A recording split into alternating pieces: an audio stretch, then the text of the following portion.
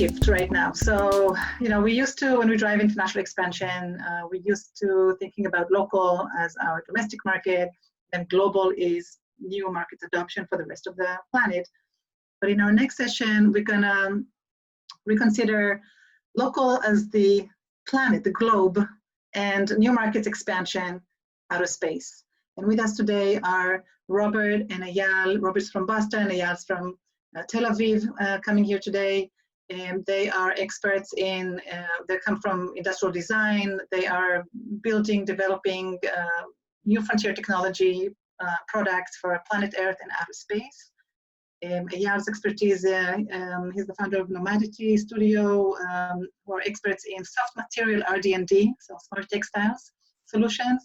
And then Robert, interaction design, lead designer at Draper, and partner at the KASA collective. So over to you, Eyal. Hello. Hello, hello. Hi. Good morning and good evening. We see the upper part, we see your nose enough. Ooh, that's the best so part you can of just adjust, there we go. All right, oh, and we see you in your studio. Yes. Even a little bit more, even a little bit more. So we see more and more background, that's perfect. All the mess. Awesome. So I'll put on my, can you see my slides? Yes, we can. Awesome. Great. So thank you again for having me here. So let's start with Israel, a small country in the Middle East, between 3 continents. A very small market, but very big ideas come from there.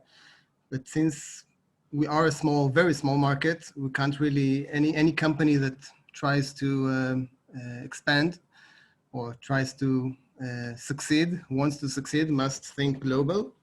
So we must think out of the box and out into the big world. Studio Nomadity was founded nearly 20 years ago in Tel Aviv, dealing with soft goods. It's a full turnkey company that deals a lot with defining your needs and leading you into production. I really like these pictures because actually I think it was like that maybe for 2 days, because as you might see here in the picture, in the live picture, the studio is always dealing with all kinds of projects, and we're dealing with a lot of material, testing a lot of material, and so there is always movement, and we never manage really to keep it tidy, but it's fun. So we're dealing with different technologies, a lot of layers between fabric and electronics and all kinds of mechanical systems.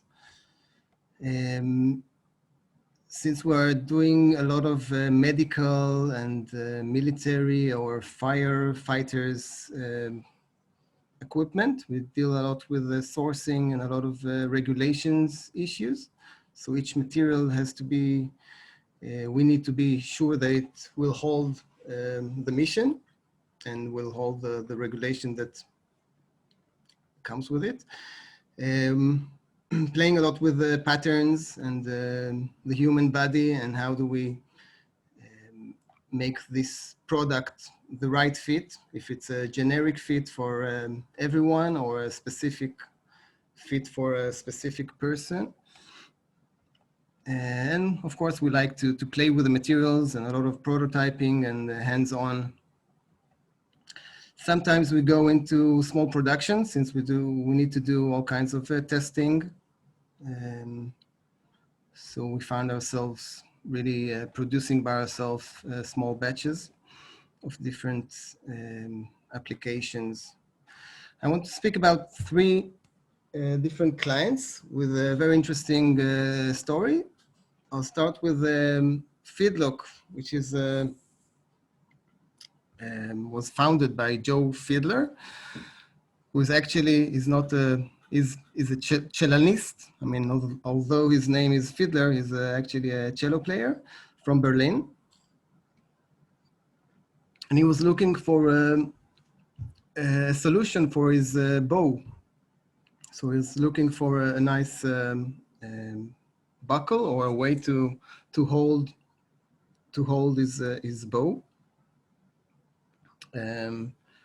That got him into building a company that changed actually the way we look at buckles. A lot of magnetic systems with a totally new approach and experience of how do we buckle ourselves up.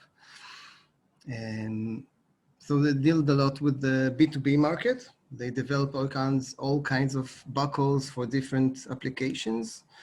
We helped them with a few of them, all kinds of backpacks or user medical devices and all kinds of electronical devices that snaps into your body or other equipment. In 2016, they realized that the B2B market is very interesting, and they did really a big variety of projects, but the big market is in the consumer market. So they released their first consumer product, which was a bottle, a bicycle bottle that snaps directly into the frame, of the bike without what we call the cage that you usually have on the bike. That was a big success, and that got them into the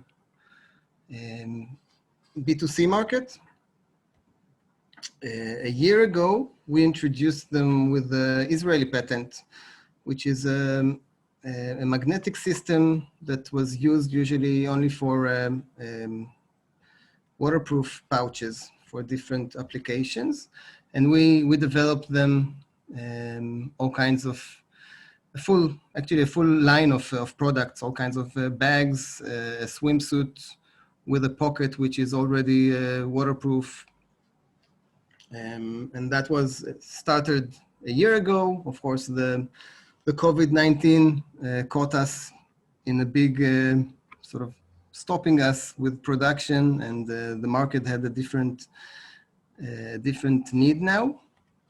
So we found ourselves dealing with the medical market that suddenly need a way to secure their phones or other electronic device and keep them clean. The second company is called AngelSense. AngelSense is a tracking device for kids on the spectrum, on the autistic spectrum. Sorry.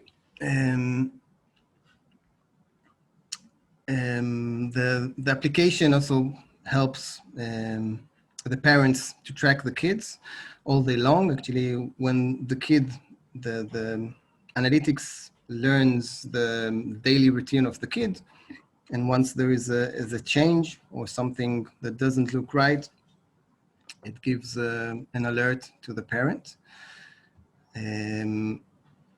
We've been developing a big variety of wearing solution for that, for different users, different, of course, different ages and different applications. Each kid or each age has a different need or different, some needs it only for the afternoon, some need it for the whole day. Some want it really close to the body, some prefer it a bit more loose. And again, the COVID-19 caught us in a different scenario. Instead of tracking kids at school and did they go on the bus, did the bus driver went the right way, or suddenly the kids are at home in the backyard, and that's on the parents' responsibility now.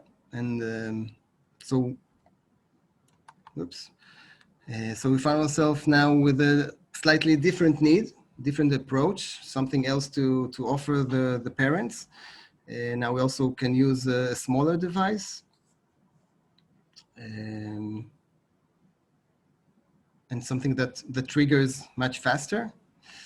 On the way, of course, we also had to help them with sensoric masks that came with antibacterial fabric and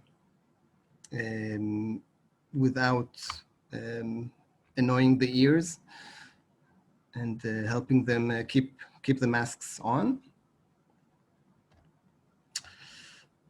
The third project or client is STEHRAD. STEHRAD is a young startup, Israeli startup, that after the Fukushima tragedy, which was 2011, they approached us with searching for a solution for the first responders, a solution that can help the first responders go in a secure way and deal with the situation. Whoops. So the idea was actually, as long as you secure the bone marrow, you can the body can survive, and the body can reproduce cells. So we started by mapping our bone marrow and finding the mass, the center of the bone marrow, which is around the hip, and then looking for the right way. We called it how to wear lead, or how to pack lead. Lead is a very dense material, but very soft. So we needed a way to make a thicker enough cover over the hip. We tried all kinds of directions, like beads and all kinds of structures. And in the way, we found ourselves in a very simple solution of 12 layers of lead foils that we packed in a very, like in a shell, in a secured shell to keep them safe and together.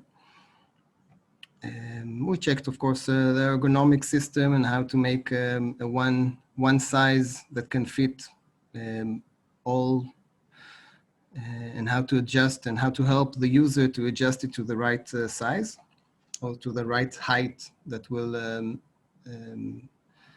cover the right area that we want to secure. That was a big success, especially in Japan. They really liked it. There is lots of, there are still a lot of electricity plants around the world that really like this idea and are trying now to build the regulations around how the first responders should secure themselves. And that brought us to few new fronts. The medical area, which a lot of doctors during long procedures in X-ray need some kind of flexible protection.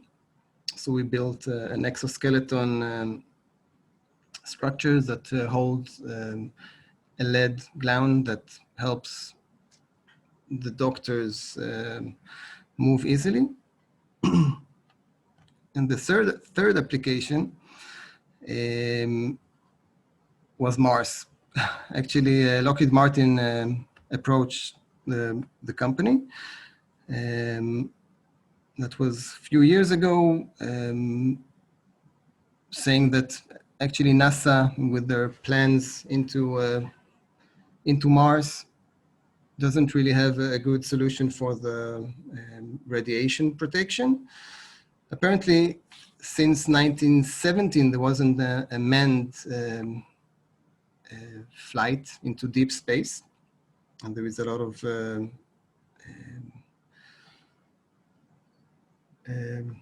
radiation over there.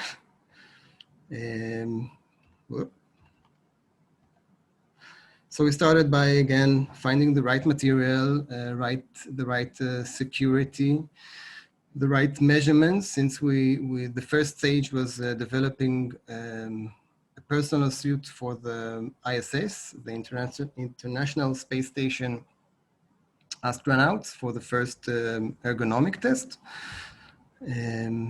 So we developed the first suit, and it was interesting dealing with how do you really, the suit weighs around 26 kilos, but the user will actually use it in microgravity. So how do you really develop or design a product that you personally can't really test it?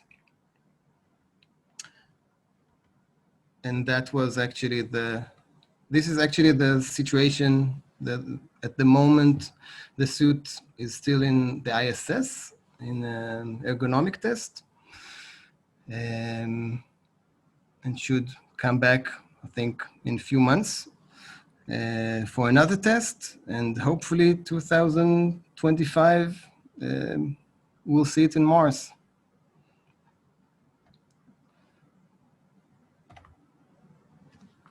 And that's me. Thank you so much, Eyal. That was so interesting. As we talk about adapting products by geo, understanding our customers, and now having to, again, adapt to new environments in the outer space. Thank you so much, Eyal. And now we have Robert, if you want to unshare, and Robert is gonna, we're gonna do it like a flash talks. And over to you, Robert. And then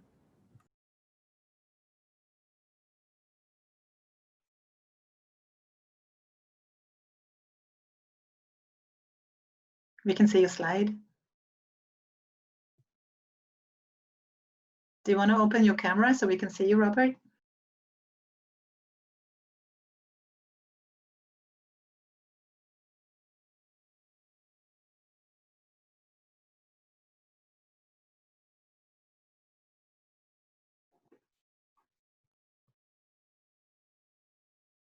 There you are. Hello. You just did that. There you go. Thanks, Eyal. That was super interesting from a fellow maker's standpoint. That was really awesome. And hi to everyone out in the ether. My name is Robert de St. Phalle, and I'm an interdisciplinary designer with a background in engineering, industrial design, and sculpture. I collaborate on projects across several industries like robotics. So this is the DARPA exoskeleton from a while back. Exhibits. This is the Harley-Davidson Museum in Milwaukee. I did the special exhibits and some of the interactives for that. Aerospace, mostly industrial design work for the upcoming NASA missions to return to the moon. Let's see. Experiences. So I act as a creative director for a lot of projects across AR, VR, MR, and different animation platforms. Devices, mostly in the biomedical and neurotech space. Shown here is the Draper end-to-end bioprocessing system, which can efficiently reprogram a patient's own cells to treat cancer. And last but not least is wearables. So this ranges from PPE to wearable tech to crazy costumes for Katy Perry, Lady Gaga, and Cirque du Soleil. So you can see there's a mix of earthbound and interplanetary types of work. And you might be thinking, well, that seems like a lot. Why would you do all that? And the short answer is, first of all, it's fun. I'm always working with different people on kind of the latest and greatest projects. And second of all, I've come to realize over time that complex challenges require interdisciplinary solutions. So this is how what I've learned really benefits complex projects. An interdisciplinary approach gives me the flexibility to tackle tough new problems. I can collaborate across different silos and org levels of a company. I can bridge creative, technical, and business teams, which increasingly is a really important thing as people get hyper-specialized. I can blend concepts from disparate fields so that I get more innovative approaches on projects. And last but not least is I can define core processes and metrics. And this is really important, especially if you're going to be doing a bunch of different types of work, to really know your own core process and know how to translate it and measure it so you know if you're doing well. So I'm just going to cover 3 recent projects. All 3 are for a company called Draper, which is a not-for-profit R&D engineering firm in Boston, Massachusetts. I chose these 3 projects because they show a good mix of global and interplanetary challenges. So let's get into it. The first one is the Microplastics Autonomous Underwater Vehicle, or AUV. Just to kind of back up and give you a snapshot of the problem with this. So microplastics are an increasing problem that's poorly understood. Large plastics are breaking down faster than we thought they would, and in the environment, in oceans and waterways, or even on the ground, they can break down into basically dust, particles that are less than 1 millimeter long. A lot of these microplastics start upstream. They mostly come from poor solid waste management, industrial waste, and even laundry.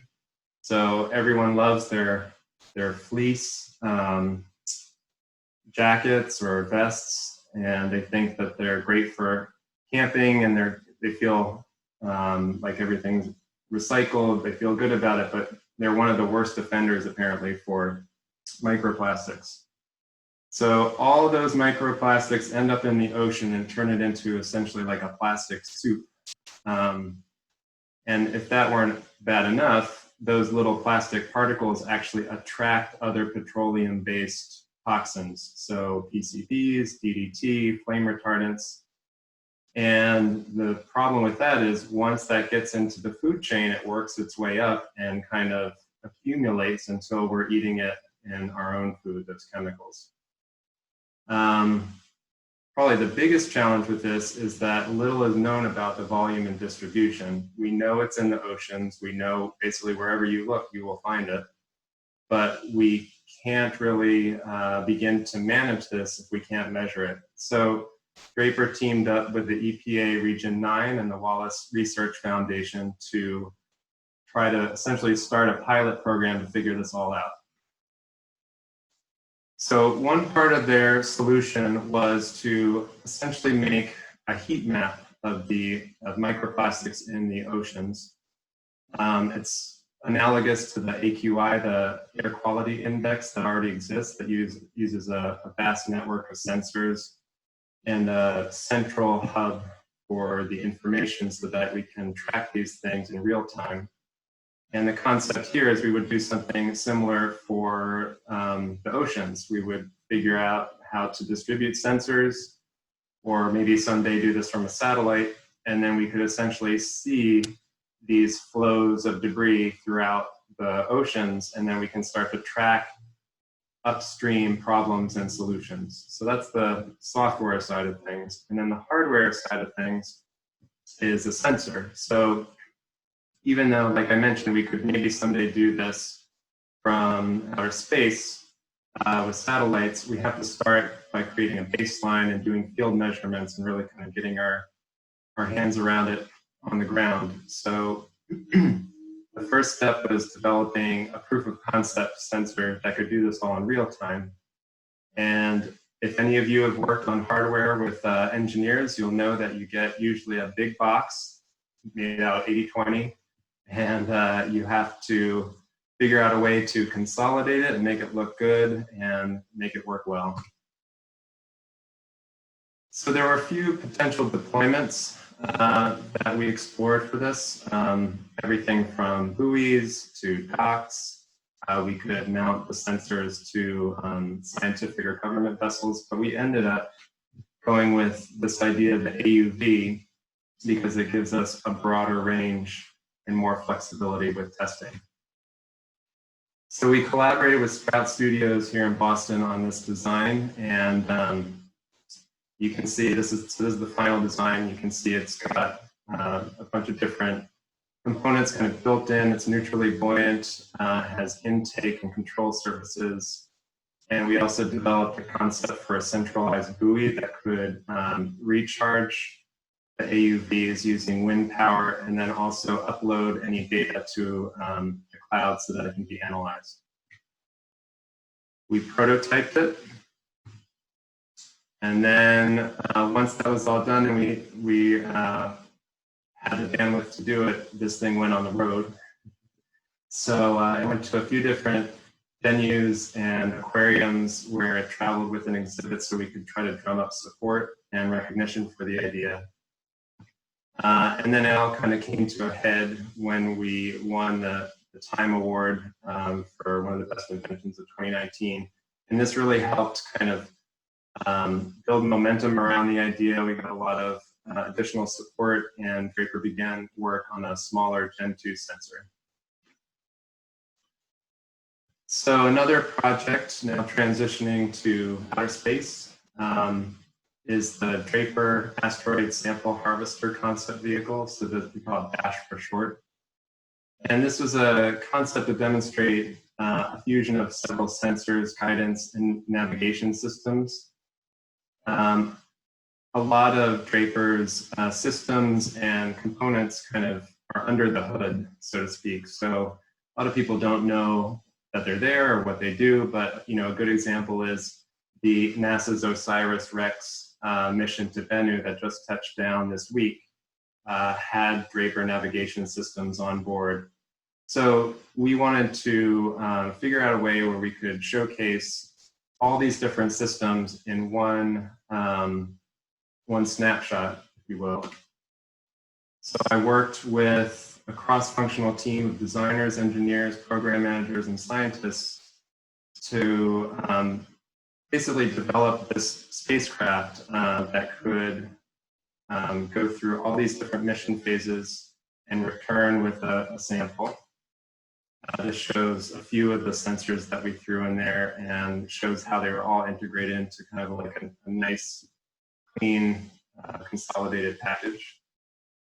And then we worked with a local company called Neoscape on a pretty elaborate and clear animation that really broke down all the benefits of this system and all the technologies on board for various stages in the mission.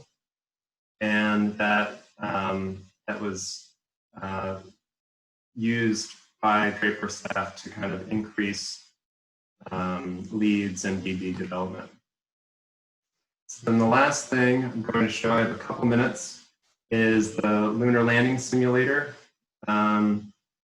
This is an immersive, physics-based 4D simulation of landing on the moon powered by a 6 degree of freedom robotic actuator with a two-story curved projection screen.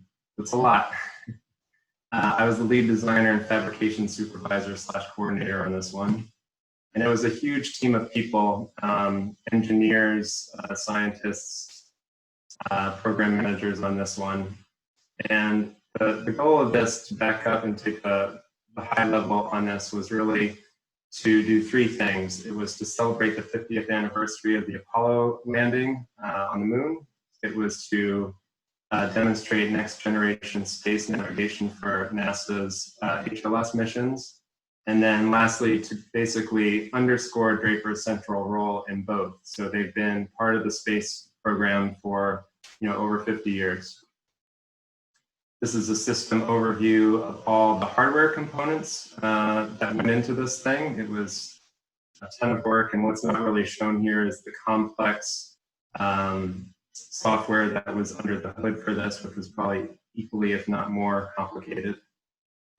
Basically, the outside is a mini IMAX screen run by 8 4K projectors, and then we've got a robotic base that moves the cockpit around.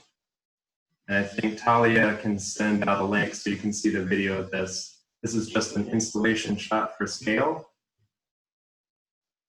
This is a view of the cockpit during calibration.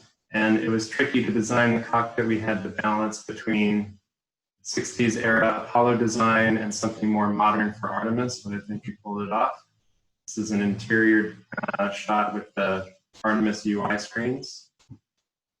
And it was all part of a much larger exhibit at Draper to celebrate the 50th anniversary of Apollo.